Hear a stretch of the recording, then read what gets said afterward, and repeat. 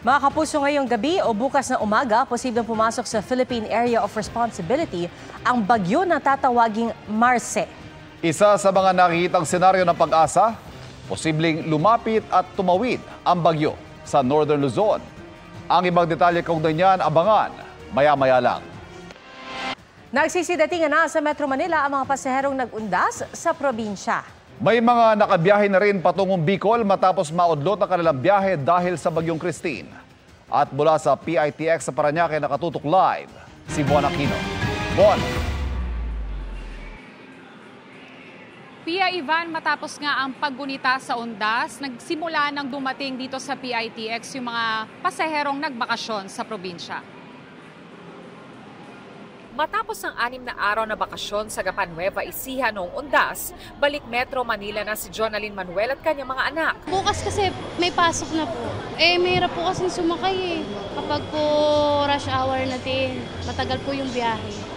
Dahil naman daw sa trabaho, kaya umuwi na si Junie Padua sa Metro Manila. Kasi 3 days lang naman ako kaya okay lang naman at isang importante na dalaw namin lolo't lola ko. Okay naman, mabilis naman. Ayon sa pamunuan ng PITX, galing Bicol, Batangas, Baguio, Tuguegarao at mga probinsya sa Visayas at Mindanao ang mga pasaherong dumating sa terminal ngayong araw. Bukas nila inaasahan na talagang buhos ng mga pasahero galing probinsya.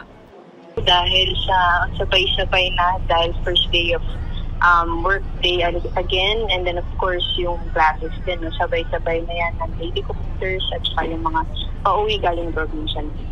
Kung ang karamihan pauwing Metro Manila, si Emilyn Altavano naman ngayon palang makakauwi sa Tabaco Albay para sa kanyang naudlot na undas break. Wala pong biyahe nung panahon ng undas, gawa ng binagyo sa Bicol. Tapos stranded pa, kaya hindi na lang ako nag-uwi, gawa ng talagang walang biyahe.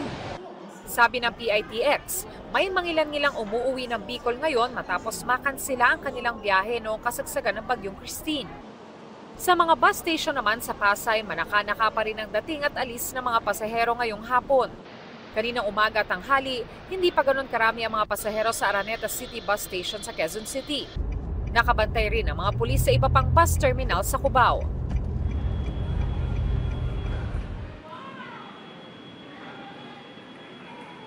Ivan, ayon sa PITX, mula October 28 hanggang November 2, umabot sa mahigit 900,000 ang bilang ng mga pasahero na pumasok at lumabas ng PITX. As of 5 p.m. naman ngayong araw, umabot na sa mahigit 100,000 yung foot traffic dito. No? Mas mataas yan kumpara kaninang umaga. Ivan? Maraming salamat, Bon Aquino. Sa Manila Northport Passenger Terminal, bukod sa mga pauwi sa Metro Manila, binabantayan din ang mga inabot na rito ng undas dahil sa mga kanseladong biyahe. At nakatutok doon live, si Mariz Umali. Mariz? Pia, nakaapekto ang dalawang magkasunod na bagyong Christine at Leon kung bakit may ilang mga biyaheng naantala dito sa Manila Northport at dahilan din para matengga rito ang ilan nating mga kababayan.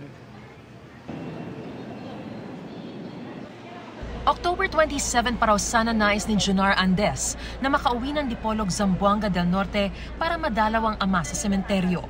Pero bukas, November 4, ang nakuha niyang biyahe. Nalungkot. Hindi ako nakapunta dito sa amin. Alas 9 naman kagabi dapat ang biyahe ni Diana Alvarez pa Bacolod, pero wala raw barkong dumating. Bukas na rin matutuloy ang kanilang biyahe. Bakit ganon? Tagal-tagal na naman. Mahirapan nga kami dito wala pa nga kami ng pira pambiling pagkain. Mahirap. Pag umuwi kami, mahirap balik-balik naman. Ang dami ko naman kasing dala. Paliwanag ng pamunuan ng Manila Northport, nagdomino effect ang dalawang magkasunod na bagyo, kaya naantala ang biyahe ng mga barko. Epekto na rin yan ng mga naging canceled na trips din ng bagyong Christine. Yun pong mga canceled trips kasi in-reschedule po nila yan sa ibang araw. Nagkabirya pa ang ilang barko ng isang shipping line. Ang binatang ito na naghihintay rin ng na-delay na biyahe, hindi man nakabisita sa mga yumaong kaanak sa Cebu. Sinamantala naman ang undas vacation para mabisita ang ama sa Maynila. Tinake advantage po yung undas para makabisita po sa aking papa. Para walang pasok. Ang ginawa namin, nandun sa simbahan sa Kainta, tapos nagsindi ng kandila doon. Para makaiwas naman sa siksikan, ang pamilyang ito isang araw na advance sa Pantalan bago ang kanilang biyahe. Sinadya po talaga po namin na maaga. Baka sobrang traffic po. Bantay sarado ng mga pulis, K9 unit at iba pang security personnel ang Pantalan. Mayroon ding help desk para alalayan ng mga pasaherong may emergency o anumang pangangailangan. Pia, ngayong araw inaasahan ang dagsa ng mga pasahero pabalik dito sa Maynila para makaabot sila sa pagbabalik opisina at eskwela bukas. May mga nauna ng mga dumating kaninang umaga pero ang bulto ng mga pasahero ay inaasahan darating mamayang alas 10 ng gabi mula Bacolod na may sakay na aabot sa 561 passengers. At yan ang latest mula rito sa Manila North Port. Balik sa iyo, Pia. Maraming salamat, Marie Zumali. Sa ibang balita, simula na sa Miyerkules ang debate sa plenaryo ng Senado tungkol sa panukalang 2025 national budget. Kasama sa hihimayin ng pondo ng Office of the Vice President na posible umanong bawasan. Nakatutok si Mav Gonzalez.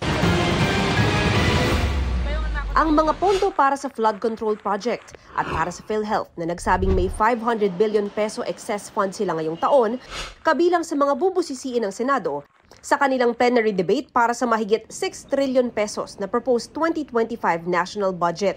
Sayang kung dadagdagan na naman natin yung pondo ng PhilHealth, hindi naman nila gagamitin. Sa 4% inflation, ibig sabihin niya nawawala ng 20 billion ang PhilHealth kada taon na hindi nila binibigay na serbisyo sa ating mga kababayan dahil lamang hindi nila ginagastos yung pera. Ayon kay Senate President Cheese Escudero, unang prioridad ng Senado ang pagtalakay sa budget. Gagawin daw Lunes hanggang Huwebes ang sesyon para matapos agad. Karaniwang maghapon at minsan pa-morningan pa ang budget debates ng Kongreso. Kaya sabi ng Senate President, wala munang mga investigasyon habang tinatalakay ang budget. Tingin ko may i-exempt kaming isa o dalawa, Nympha, dahil may hinahabol kami isa particular. Nais kong banggitin ang hinahabol yata namin, kung hindi ako nagkakamali, ay yung Bangsamoro election postponement. Dagdag ni Escudero, posibleng bawasan ang pondo ng Office of the Vice President. Pero depende raw yan kay Senador Grace Poe, Chair ng Senate Finance Committee. Wala ring hininging confidential fund si Vice President Sara Duterte. Base sa pagdinig at base sa mga pahayag ni Vice President Duterte, parang wala naman yata siyang balak ipagtanggol yung budget niya. Hindi ito iso ng pagpapakumbaba o hindi pagpapakumbaba. Iso ito ng pagganap sa trabaho para ipagtanggol ang iyong budget. Dahil kulang naman talaga ang budget palagi kada taon. Sinisika pa naming makuha ang panig ng kampo ng Vice Presidente kaugnay nito. Para sa GMA Integrated News, Mav Gonzalez, nakatutok, 24 oras.